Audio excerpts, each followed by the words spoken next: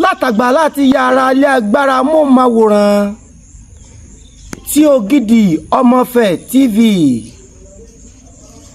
ẹ̀gbọ́ kókó kóta kókó nínú kókó ìròyìn tòní. Ìjì líle ṣẹlẹ̀ ní orílẹ̀-èdè Philippines yé ní lọ́jọ́ 22 oṣù kẹsàn-án ọdún àánú rẹ̀ yìí. Orúkọ mi ni Ọmọọba Adélékè Abolówótán. Ẹ̀kúnrẹ́rẹ́ rèé. Ìjọba orílẹ̀-èdè Nàìjíríà mẹ́kẹ́dùn ìṣẹ̀lẹ̀ wáyé ní orílẹ̀-èdè Philippines látàrí ìṣẹ̀lẹ̀ burúkú aṣọ bàbá dáláìlọ́mọ́ àyàwó dáláìlọ́kọ́.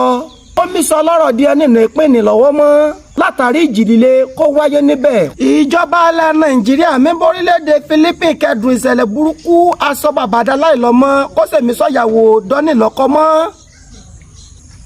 Kó tún mi sọ lọ́rọ̀ di ọ́nìlẹ̀ ìpínlẹ̀ mọ́ látàrí ìjì líle kó wáyé lórílẹ̀-èdè ọ̀hún lọ́jọ́ 22 oṣù kẹsàn-án ọdún àánú rẹ̀ yìí.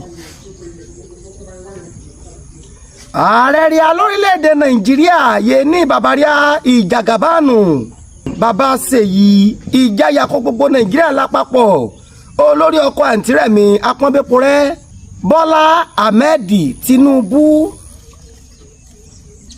Ètí ẹ̀dúró náà hàn sádírẹ́sì gan pọ̀ ju lẹ́tà máa kà lọ báyìí ìròyìn náà kàkà oríkì orílẹ̀ ni mo wọ lọ ẹ má bínú jàre.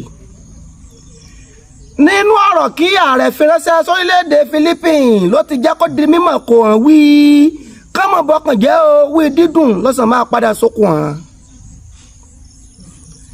Látàn síbẹ̀ o àrìsí níbẹ̀ làrìbánídá sí Ọọ̀ni Ilé Ifẹ̀ olórí aládé gbogbo náà sàrìbánídá sí. Nínú ọ̀rọ̀ òfin ránṣẹ́ Ọọ̀ni Adéyẹyè Babátúndé Ògúnwùsì àròlé Odùduwà fọ̀ránṣẹ́ sórílẹ̀-èdè Philippines wí ìkólọ́ríàn Ọlọ́run máa dá padà lẹ́kùnrẹ́rẹ́.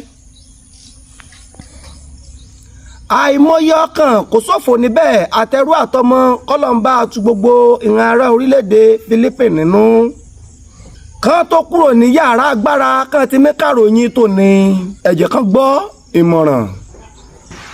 Lásìkò kọ̀dún míròpin yìí mọ̀mọ̀ súré àṣàdíjú pínpín o.